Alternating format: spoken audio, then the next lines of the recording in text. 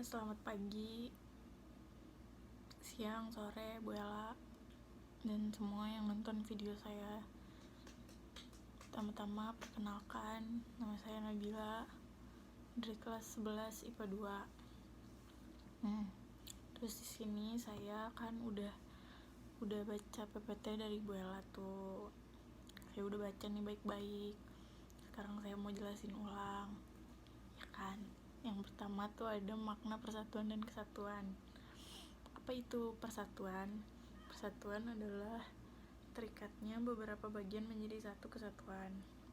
Kemudian kesatuan itu keadaan yang merupakan satu keutuhan. Terus saya langsung aja saya langsung ke integrasi. Nah, integrasi itu apa? Integrasi merupakan suatu proses penyesuaian unsur-unsur beda-beda. Unsur beda nih, setnya tuh jadi menghasilkan keserasian dalam masyarakat gitu. Terus faktor integrasi itu ada 2, Bu. Ada 6, maksud saya 6. Pertama Pancasila, yang kedua UUD 45, terus yang ketiga itu Sang Saka Merah Putih, terus yang keempat ada lagu kebangsaan, yang kelima bahasa Indonesia, dan yang terakhir nih, yang keenam Sumpah Pemuda. Materi berikutnya yaitu nasionalisme dan patriotisme. Apa itu nasionalisme? Jadi nasionalisme itu adalah sikap kita yang kesetiaan kita tinggi pada negara gitu. Terus yang patriotisme itu perilaku rela berkorban demi negara. Faktor-faktornya, contohnya, pertama, cinta tanah air. Kedua,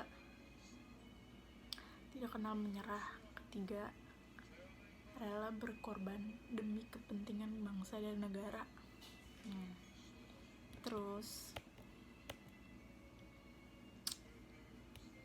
ada beberapa faktor pendorong. Pendorong apa?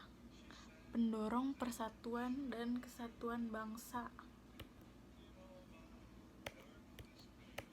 Menurut PowerPoint Bu Ella yang saya baca nih, yang pertama ada pendorongnya. Yang pertama Sumpah Pemuda. Kenapa Sumpah Pemuda dijadiin faktor pendorong? Karena Sumpah Pemuda merupakan sumpah yang menunjukkan tekad seluruh pemuda Indonesia dalam melawan penjajah. Nah, dengan tekad ini pemuda-pemuda Indonesia tuh jadi bersatu, jadi mendorong persatuan dan kesatuan. Yang kedua tuh Pancasila. Nah, Pancasila tuh dapat memperkukuh kesatuan dan persatuan NKRI. Kenapa? Karena nilai-nilai Pancasila tuh bersifat universal atau menyeluruh. Nah, artinya Pancasila tuh diciptakan hanya untuk satu suku bangsa saja gitu.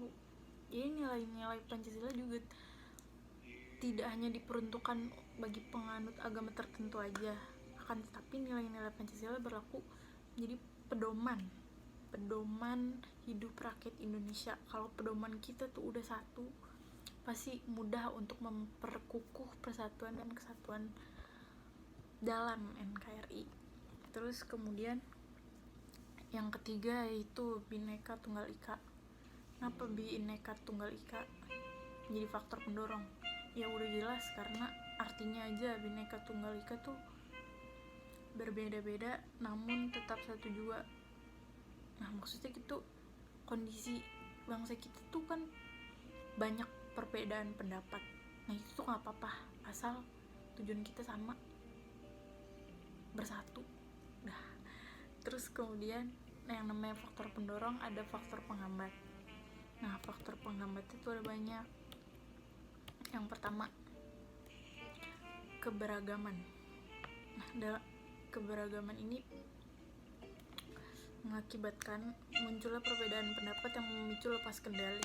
Maksudnya lepas kendali itu ya bisa dengan, maksudnya lepas kendali itu tumbuhnya perasaan kedaerahan yang berlebihan. Itu nggak boleh, karena dapat memicu terjadinya konflik. Kalau udah konflik, pasti gimana mau nyatu kalau kita di satu bangsa aja masih sering berantem gitu. Yang kedua tuh pembangunan yang tidak merata. Nah, dengan adanya ini, pembangunan yang tidak merata ini pasti menimbulkan kesenjangan. Iya, maksudnya kesenjangan tuh kayak ini tuh nih, kita di sini di Jakarta hidup enak, listrik gampang. Nah, belum tentu di daerah terpelosok itu udah dapat listrik, ya kan. Terus itu dapat memicu ini yang di pelosok nih iri gitu, jadi dendam sendiri.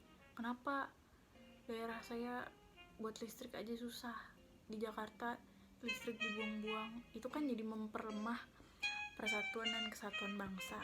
Nah, kemudian faktor penghambatnya yang ketiga, yang ketiga itu melemahnya nilai budaya bangsa. Kenapa melemahnya nilai budaya bangsa bisa terjadi? Di era globalisasi ini, budaya asing tuh gampang banget masuk, ya kan. Jadinya melemah jadi persatuan kita. Terus ada yang namanya gejala etnosentrisme. Apaan tuh etnosentrisme? Etnosentrisme merupakan sikap menonjolkan kelebihan budayanya dan merendahkan budaya yang lain. Kan itu udah jelas bahaya, ya kan. Kalau sesama negara, sama saudara kita merendah-rendahkan, pasti kita bakal pisah gitu. Jadi sekarang saya mau menjelaskan atau menganalisis seperti perintah kedua yang ibu berikan, yaitu menganalisis artikel yang ibu berikan dan menjelaskan keterkaitannya dengan penjelasan atau materi dari ibu, yang PowerPoint dari ibu. Menurut saya di artikel ini kurang lebih semuanya sama, yaitu menjelaskan tentang makna persatuan dan kesatuannya. Namun di artikel ini sepertinya terlalu terbelit-belit dan kurang lengkap.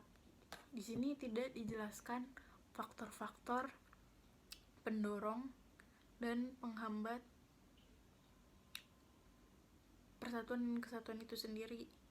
Jadi menurut saya di artikel ini kurang jelas dan bahasanya kurang dapat dimengerti. Sekian dari saya. Assalamualaikum warahmatullahi wabarakatuh.